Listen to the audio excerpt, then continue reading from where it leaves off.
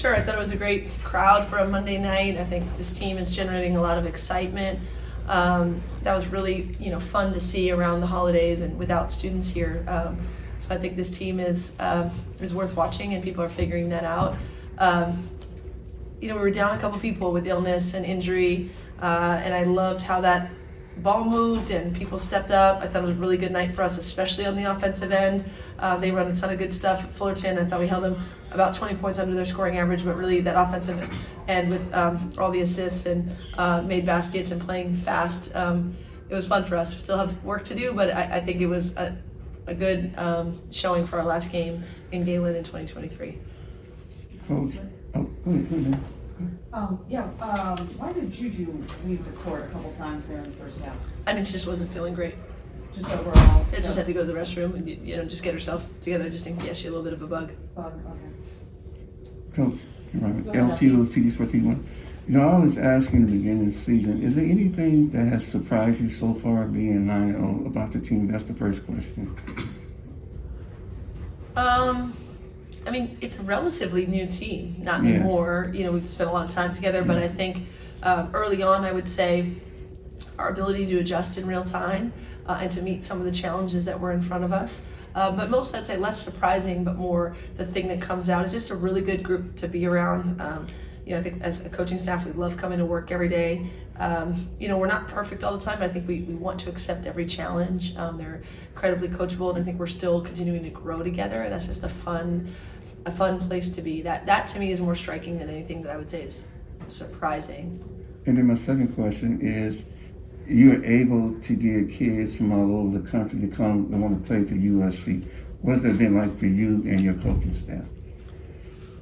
Really, it's neat to see the vision come to life, right? Because they're real human beings. We say, take the job. USC, what an incredible brand, what an incredible place. I walked around campus here.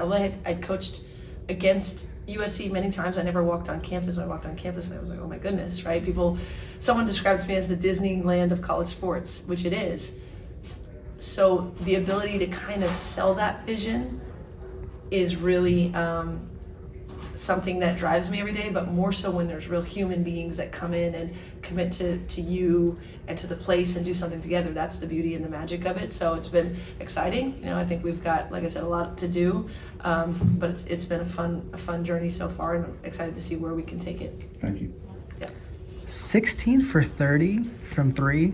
How much focus was there? You guys had like 9 days off. How much focus was there in practice and everything on, shooting the ball well from behind the arc? I wouldn't say we come in and say, like, hey guys, we got to shoot, 53% from three, but we've been talking a lot about offense and playing at a certain pace and getting each other open and making the right read. And I think if we take the right shots, we have really good shooters. They're in the gym a ton on their own, getting shots up.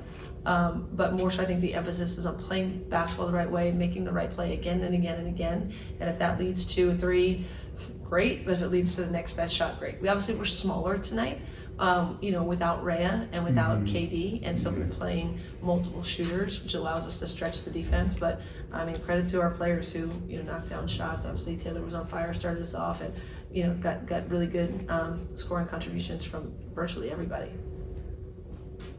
Yeah, Taylor, just you couldn't miss there for quite a while. When you get hot like that just from the start, does that automatically just give you that confidence to just keep putting it up when you get a chance?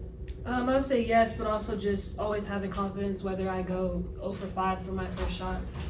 That's just something I feel like we practice all the time. Two questions. So McKenzie and Taylor.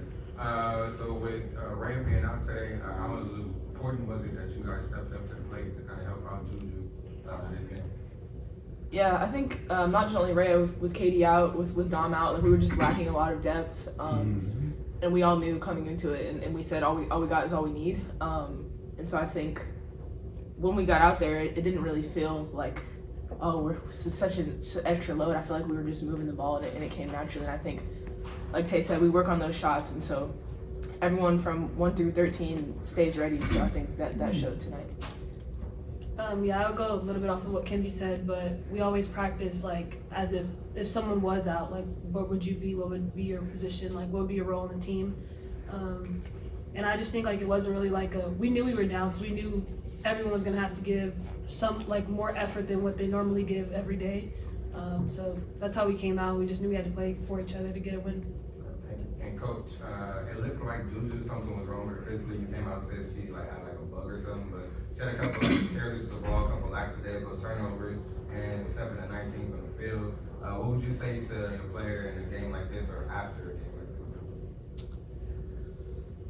I mean, we put a lot on her shoulders, and the thing is, we know she's going to play regardless of how she's feeling, and that's a credit to her. She's just such a tough kid, both mentally and physically.